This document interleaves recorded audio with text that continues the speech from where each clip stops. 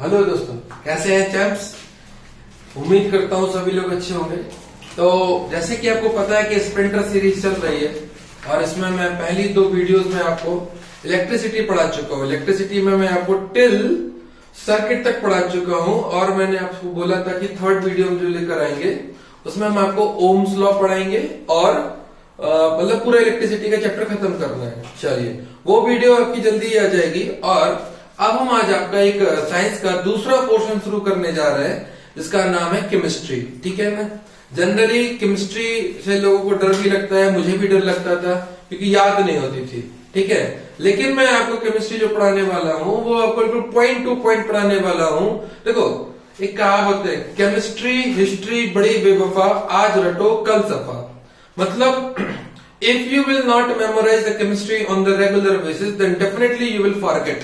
Because in chemistry 70% is to memorize, 70% याद करने वाला पोर्शन है, तो आपने उसको याद करना है। और मैं बहुत ही शॉर्ट फॉर्म में पूरा कवरेज दूंगा आपको।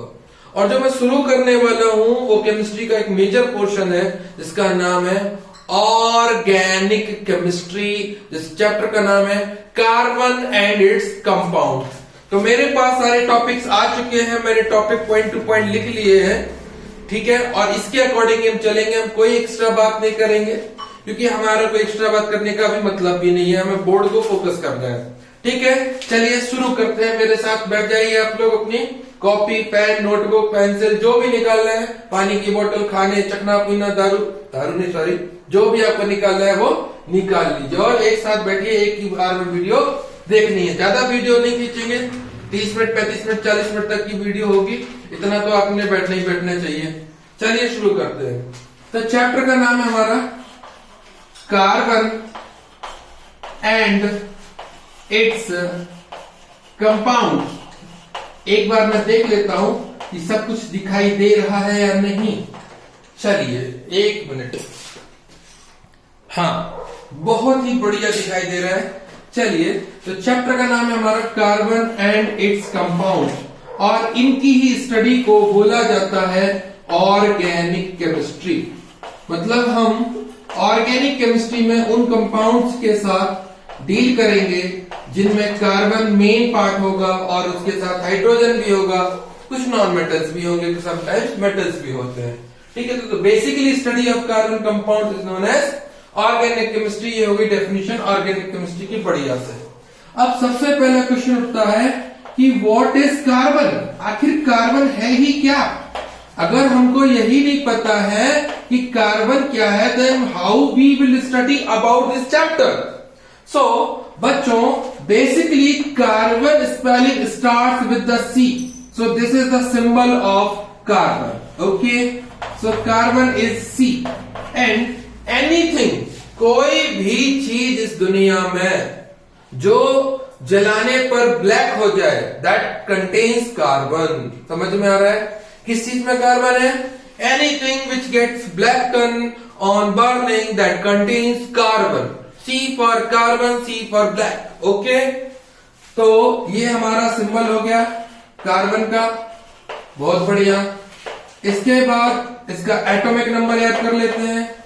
एटॉमिक नंबर बच्चों होता है 6। बहुत बढ़िया। इलेक्ट्रॉनिक कॉन्फ़िगरेशन 2,4, 9th स्टैंडर्ड में हमने पढ़ा था कॉन्फ़िगरेट करना, मींस डिस्ट्रीब्यूशन ऑफ इलेक्ट्रॉन्स 2,4। बहुत ही बढ़िया। मास नंबर इसका दोस्तों होता है 12 इन जनरल। 3 आइसोटोप्स होते हैं इसके। आइसोटोप्स क्या होते हैं? जिनका एटॉमिक नंबर सेम हो, मास नंबर अलग अलग हो, आइसोटोप सेम एलिमेंट के होते हैं। एक होगा आपका 6C13, एक होगा 6C12 और एक होगा 6C14। मुझे ये पहले लिखना चाहिए लेकिन चलो कोई नहीं। तो C13, C14 और C12 and C14, these are 3 isotopes of carbon. ये बहुत रेयर होता है तो इसकी ज्यादा हमें जानकारी नहीं लेनी है। This is C12. It is used in carbon. It is used in physical chemistry. आपने 9th क्लास में रिलेटिव मास वगैरह पढ़ा है in respect of 1/12 of C12 atom, वो वही है। C14, it is a radioactive isotope of carbon. It is use for carbon dating system, carbon dating system. यहां पर ये डेट करने नहीं जाएगा क्योंकि यहां पर डेटिंग लिखा है, इसका मतलब ये नहीं कि ये डेट करने जाने वाला है। इसका मतलब ये है कि जैसे आप लोगों ने सुना होगा कि आर्कियोलॉजिस्ट वगैरह होते हैं, जियोलॉजिस्ट वगैरह होते हैं, वो बता देते हैं कि यार ये इतने साल पुराना है। कैसे? ये कार्बन डेटिंग सिस्टम के बेस पर है। ये आप आगे हायर स्टैंडर्ड में इसके बारे में डिटेल में पढ़ेंगे। चलिए अब आगे बात करते हैं, इसकी पोजीशन की बात कर ली जाए तो पीरियोडिक टेबल में इसका 14th ग्रुप में है, ये 14th group and period number second period 14th group का ये एलिमेंट है। तो ये हो गई इसकी कुछ बेसिक इंफॉर्मेशन। कार्बन क्या है? दैट इज कोई भी चीज जिसको जलाने पर वो काली पड़ जाए, दैट कंटेन्स कार्बन। कार्बन का सिंबल सी है, ये एक एलिमेंट है। क्या है? एलिमेंट है, प्लस ये नॉन मेटल भी है। एलिमेंट की कैटेगरी होती है नॉन मेटल, तो that is non metallic element, non metallic element. Okay, then इसका atomic number 6, electronic configuration 2,4 means first orbit में 2 इलेक्ट्रॉन कंटेन करेगा, आउटर मोस्ट और वैलेंस शेल में 4 इलेक्ट्रॉन कंटेन करेगा, दैट मींस वैलेंस इलेक्ट्रॉन भी 4 होगा। Mass number 12 होगा, means 6 electron 6 proton 6 neutron. और एटॉमिक मास इसका लिखा जाता है, लिख देता हूं, atomic mass that is 12 AMU, atomic mass unit. और यूनिफाइड मास 3 आइसोटोप होते हैं, C13, C12 and C14। C12 is used in physical chemistry. ठीक है, physical chemistry means math chemistry की एक ऐसी ब्रांच जिसमें मैथमेटिक्स यूज होगी, ऐसे भी समझ लो। मोल कॉन्सेप्ट पढ़ा था 9th स्टैंडर्ड में, वो फिजिकल केमिस्ट्री के अंतर्गत आता है, इंटर फिजिकल केमिस्ट्री पढ़ा जाता है वो। C14 this is radio active isotope. इसका यूज कहां होना है? कार्बन डेटिंग सिस्टम में, इतना याद रखना है केवल। ठीक है, इसकी पोजीशन क्या है? ये this is position its position is 14th group number 14 and period number 2 in periodic table. ठीक है, कहीं पर भी नहीं, पीरियोडिक टेबल में। फिर ऑर्गेनिक केमिस्ट्री क्या है? ऐसी केमिस्ट्री जिसमें हम कार्बन और उसके कंपाउंड्स के बारे में पढ़ते हैं, that is known as organic chemistry. तो this was the basic introduction of carbon. चलिए आगे बढ़ेंगे।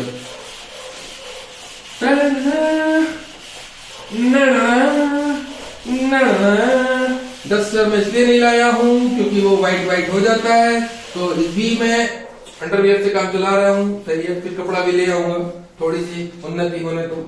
चलो अब चलते हैं कि कार्बन कैसे एग्जिस्ट करता है, हाउ कार्बन एग्जिस्ट। जैसे ह्यूमन बीइंग एग्जिस्ट करते हैं इन 3 फॉर्म्स। कैसे?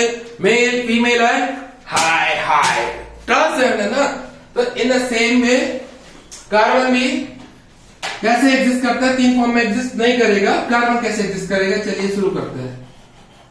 Carbon exist in 2 forms. One is free form and second one is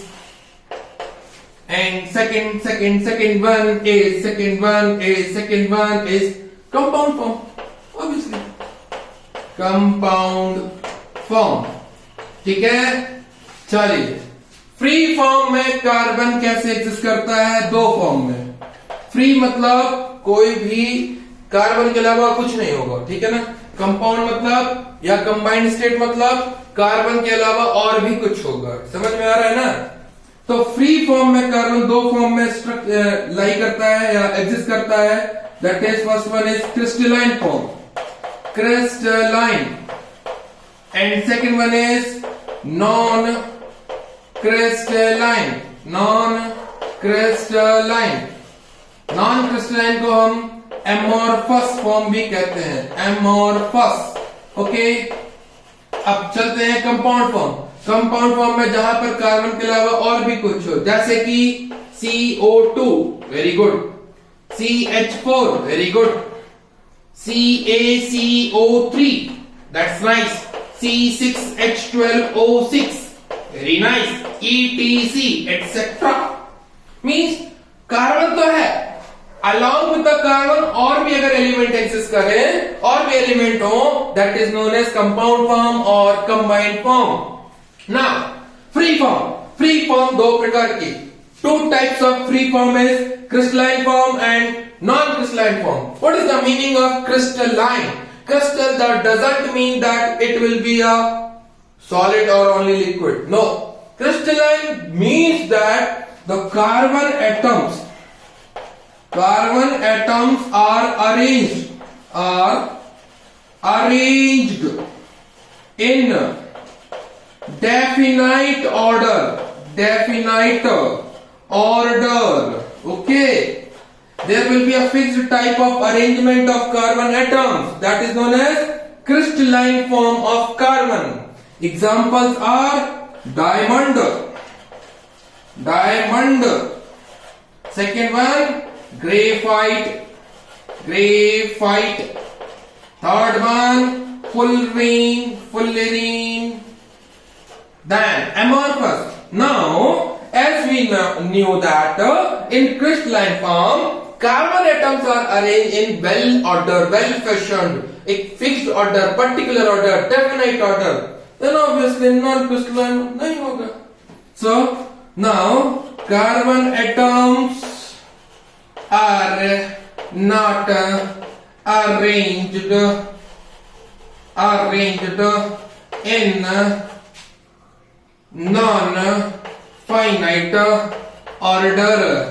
non-finite order. Okay. So the examples of non-crystalline are coal, charcoal, coke. That's not a Coca-Cola too. That's a Coke. Coke is different. Coca-Cola is different. Okay. तो क्या पढ़ा हमने? Carbon exists in two forms. Free form or native form, then compound form or combined state form. Combined state or compound form means in which carbon will exist along with other elements also. Free form is in which carbon will exist independently. That is free form. Very good. So free form is of two types: crystalline, non-crystalline. Crystalline means in which carbon atoms are arranged in particular definite order. Crystalline form.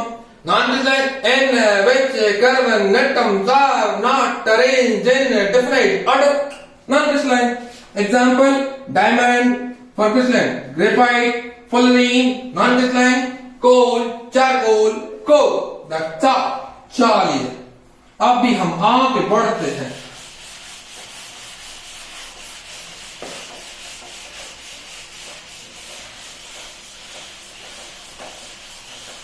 अब क्या बताना है? अच्छा, allotropy.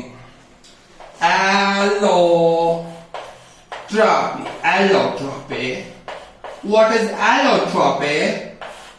Allotropy means whenever any element exists in more than one pure form and has more than one physical character, अब अलग अलग form में exist करेगा तो डेफिनेटली उसका फिजिकल कैरेक्टर अलग अलग होगा, but it is made up of same kind of atoms, that's by identical chemical characters.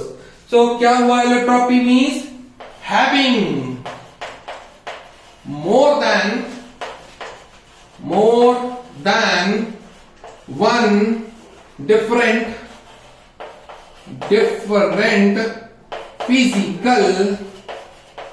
physical characters but identical chemical characters. Okay, so recently we studied that free form of carbon means pure form of carbon exists in two forms, crystalline and non-crystalline. Then two types of allotropes of carbon. One will be crystalline allotrope, crystalline allotrope. Second one, non-crystalline allotrope. Okay. Then also in crystalline allotrope, three types of crystalline allotrope: diamond, graphite, and fullerene. These are crystalline allotrope. Non-crystalline, coal, coke, and third one is charcoal. These are non-crystalline allotrope. Chaliye. Now this is allotropy finished. What is allotropy? A property in which one element has more than one different physical characters but identical chemical characters. Why different physical characters? Because it's found in different physical structures. Like diamond is different than graphite is different than fullerene, but made up of same kind of atoms, which is known as carbon. So identical chemical characters. This property, allotropy, and the form, allotropic form. If anyone asks you, write down the crystalline allotropes of carbon, diamond, graphite, fullerene. Write down the non-crystalline allotropes of carbon, coal, coke, charcoal. Write down the allotropes, crystalline allotrope, non-crystalline allotrope. Then again you can classify. चलिए अब हम पढ़ते हैं इन सब के बारे में. About all these. In our syllabus, diamond, graphite, fullerene given. We will not study about coal, coke, charcoal, means about non-crystalline allotrope of carbon. चलिए पढ़ते हैं, फिर हम एग्जाम छोड़ते हैं, फिर हमारे मार्क्स अच्छे आते हैं, फिर हम बढ़िया से 11th क्लास में अच्छे स्कूल में एडमिशन लेते हैं. चलिए शुरू करते हैं. हाँ, डायमंड. डायमंड तो जानते ही होंगे, है ना. सबको किसी ना किसी को डायमंड रिंग गिफ्ट करनी होती है. ठीक है ना, आप भी करेंगे. पढ़ लीजिए फिर डायमंड के बारे में जान लीजिए. What is diamond? First property, crystalline allotrope of carbon. Very good. Then it is octahedronal in 3D structure. Okay. This is you have to learn. Okay. They will not ask you to draw. Then each carbon atom is attached with 4 carbon atoms. Okay. In 3D. कैसे? देखो, this is center carbon atom. ये जुड़ा एक carbon atom से, फिर जुड़ा एक carbon atom से. This single line means single bond means each carbon is sharing one electron. ठीक है. फिर 3D है तो 3D व्यू दे देते हैं. ये जुड़ा थर्ड कार्बन से, फिर ये जुड़ा फोर्थ कार्बन एटम से. Between two carbon atom there is 109.28 degree angle. Okay. चलिए. Then it traps light and total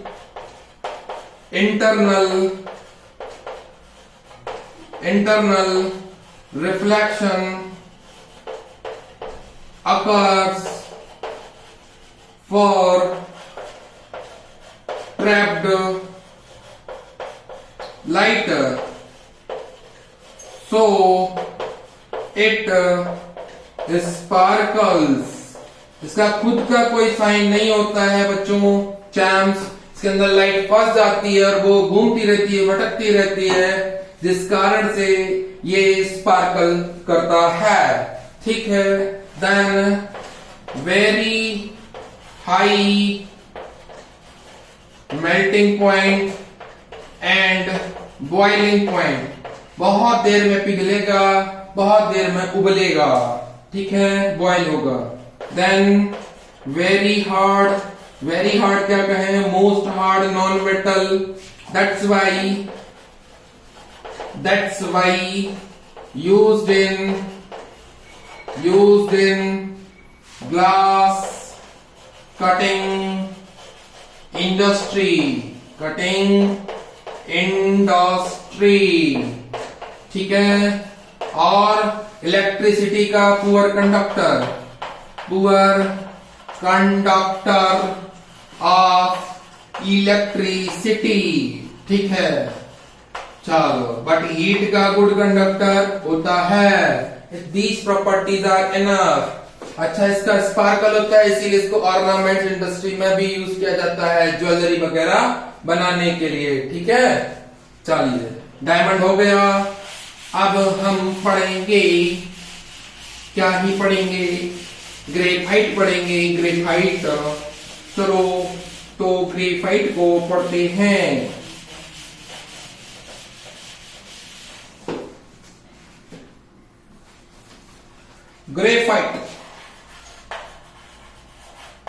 Graphite is also crystalline allotropic form of carbon. Crystalline allotrop of carbon. Okay. Then second one, it is softer compared to diamond. Softer compared to diamond. Okay. Then slippery, एक ही line में लिख देता हूं। Good conductor of heat and electricity. Heat plus electric current, not the electricity. Electric current, a good conductor, because it contains free electrons. Electric current वही conduct करेगा जिसमें free electron होंगे। ठीक है। Then used in making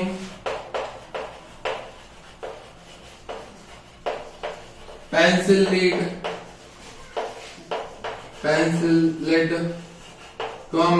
electrodes,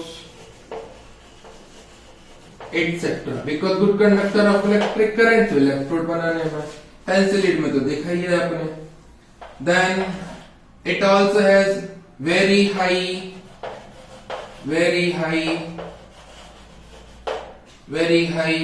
melting point and boiling point. Okay.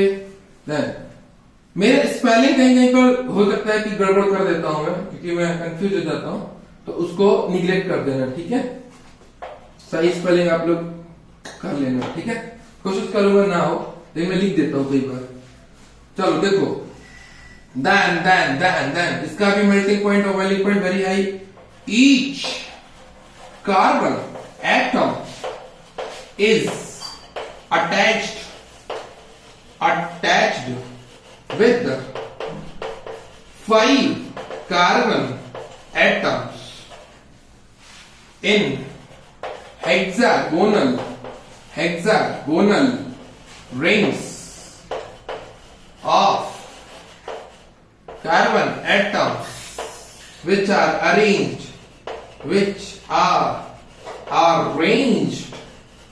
in layers. How? See, these dots are carbon.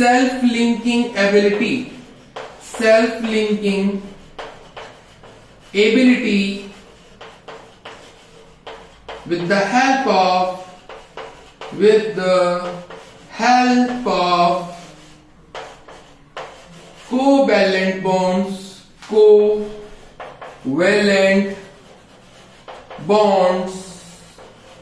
to form long chain of carbon atoms. इसीलिए tetravalency के कारण carbon के millions of compounds possible हैं। चारों तरफ जोड़ सकता है ये, ठीक है ना। बड़े बड़े कंपाउंड, हर प्रकार के कंपाउंड पॉसिबल है। सेल्फ लिंकिंग के कारण बड़े बड़े कंपाउंड पॉसिबल है, नंबर ऑफ कंपाउंड्स भी पॉसिबल है, बड़े बड़े कंपाउंड भी पॉसिबल है। That is known as self linking ability. Then third one, multiple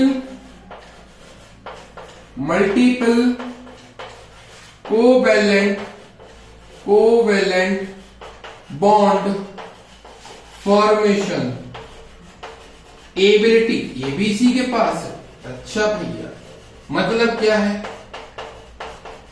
covalent bond 3 प्रकार के होते हैं। 3 types of covalent bond are there. Single covalent, double covalent, triple covalent.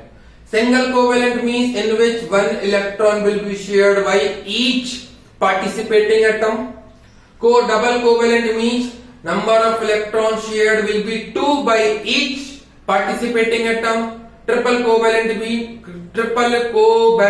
bond means number of electrons shared will be 3 by each participating atom. So it can form single bond between carbon-carbon atom. It can form double covalent bond between carbon-carbon atom. It can form triple covalent bond between carbon-carbon atoms. ठीक है ना। अब देखो tetravalent भी यही है, self link भी कर रहा हो, कई सारे बॉन्ड भी बना रहा है। तो भैया फिर होना ही ये है कि इसके मिलियंस ऑफ कंपाउंड्स होंगे और बड़े बड़े कंपाउंड्स भी होंगे। तो this is known as single covalent bond, this is double covalent bond, this is triple covalent bond. This bond is shortest in length, then it will be intermediate, then it will be it will be longest. अगर कोई पूछता है which bond is the shortest bond, single covalent, which bond is the longest, triple covalent, इन्हीं 3 में से पूछेगा। Then अगर bond energy की बात है, कौन स्ट्रॉन्गेस्ट है, then it is strongest, it is intermediate, ये बीच का ही है, intermediate, and it is weakest. ठीक है, ये वीकेस्ट है। ठीक है, तो ये था कार्बन का बेसिक इंट्रोडक्शन। अब हम आपको नेक्स्ट वीडियो में मिलेंगे हाइड्रोकार्बन्स के साथ, जहां पर हम पढ़ेंगे टाइप्स ऑफ हाइड्रोकार्बन्स, एल्केन पढ़ेंगे, एल्कीन पढ़ेंगे, एल्काइन पढ़ेंगे, एल्किल पढ़ेंगे, उनका नॉमेनक्लेचर कैसे करते हैं वो पढ़ेंगे, आइसोमेरिज में पढ़ेंगे, होमोलोगस सीरीज पढ़ेंगे और साथ में basic intro of functional group पढ़ेंगे। नेक्स्ट वीडियो लेकर आएंगे, उसमें हम फंक्शनल ग्रुप के साथ नॉमेनक्लेचर कैसे करते हैं वो पढ़ेंगे।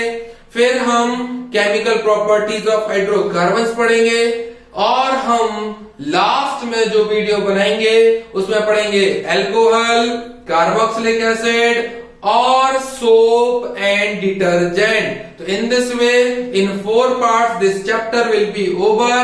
तो दोस्तों पढ़ते रहिए, चैम्प्स पढ़ते रहिए और लगातार अपने नोट्स बनाते रहिए, रिवाइज करते रहिए और वीडियो को कोशिश करिए एक ही शॉट में देखें। ठीक है, 30 मिनट 35 मिनट आप लोग इजीली बैठ सकते हैं, इसमें कोई वो नुकसान नहीं है, इसमें कोई आपका कमर दर्द वगैरह नहीं होगा।